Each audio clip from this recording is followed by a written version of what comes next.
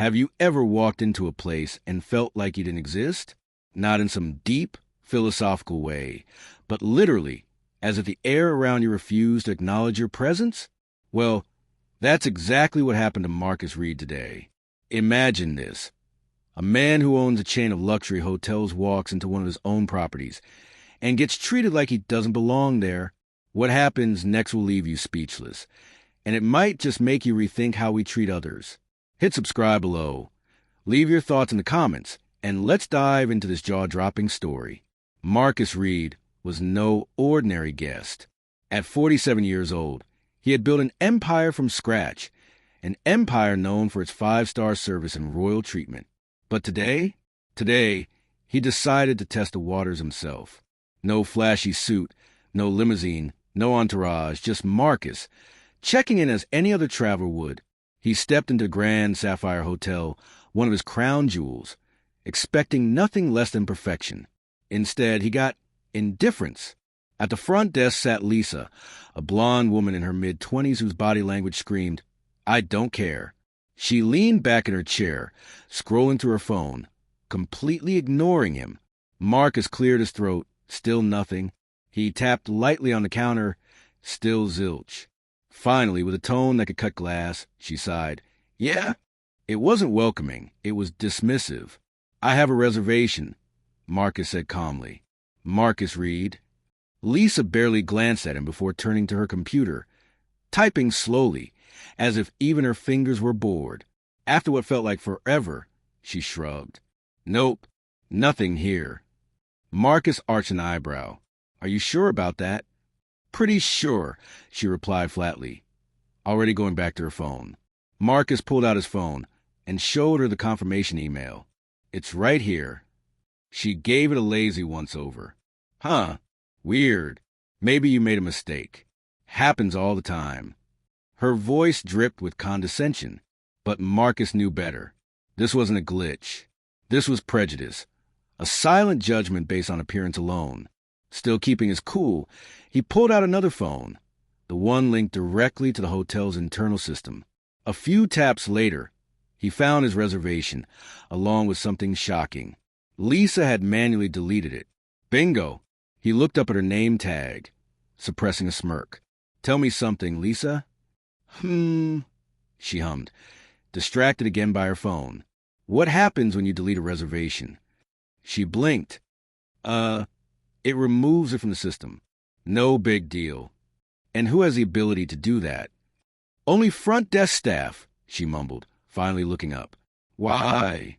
Marcus tapped the screen one last time, then turned the phone toward her. There was her name right next to the deletion log. For the first time that night, Lisa actually looked nervous. "So, tell me, Lisa." Marcus leaned in slightly, lowering his voice. "Why did you delete my reservation?" Her mouth opened and closed like a fish out of water. Silence. Marcus smirked. "Oh!" This was going to be fun. After a tense moment, Marcus instructed her to find him a room. Flustered, Lisa scrambled to comply, muttering under her breath. When she handed over the key card, Marcus asked which room it was. "Room 1427, she muttered quickly, avoiding eye contact. Marcus paused. "Room 1427? Seriously?" That was the worst room in the building, next to the elevators, near the maintenance closet, with a view of the dumpster out back. He designed the floor plan himself. Did she really think he wouldn't know? "Do I look stupid to you?" Marcus tilted his head, watching her squirm. "No, of course not." Lisa stammered, but her face told a different story. Marcus took the key card, thanked her dryly, and headed to the elevator. But this wasn't over, not by a long shot. Once inside his room, he opened his laptop and dug deeper. Turns out, Lisa wasn't just rude. She was malicious. Complaints about her piled up for months, even years. Guests reported being ignored, dismissed, or outright mistreated. Yet, she kept her job because the manager, Greg Taylor, avoided confrontation like the plague. Enough was enough.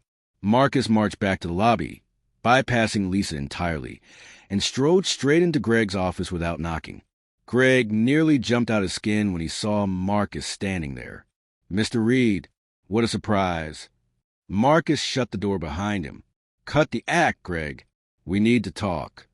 Greg swallowed hard. Of course.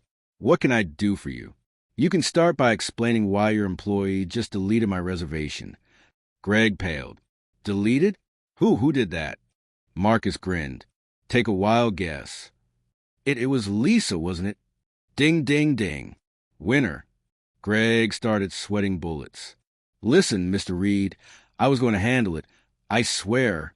I thought maybe she just needed more training. Training? Marcus interrupted, laughing bitterly. This isn't a rookie mistake, Greg.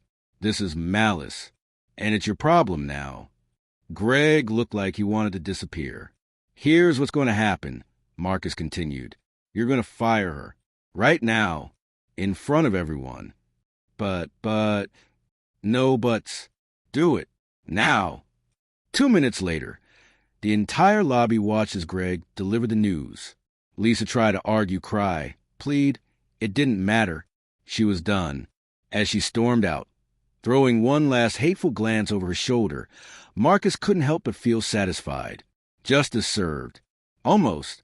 Back in his suite, Marcus reflected on the evening. Firing Lisa wasn't enough. The real issue ran deeper. Complacency. Moral lesson. Treat people with respect, not because of who they are, but because it's the right thing to do. Success isn't measured by wealth or power. It's measured by integrity. What did you think of Marcus's actions? Let us know in the comments. Don't forget to hit subscribe for more stories like this.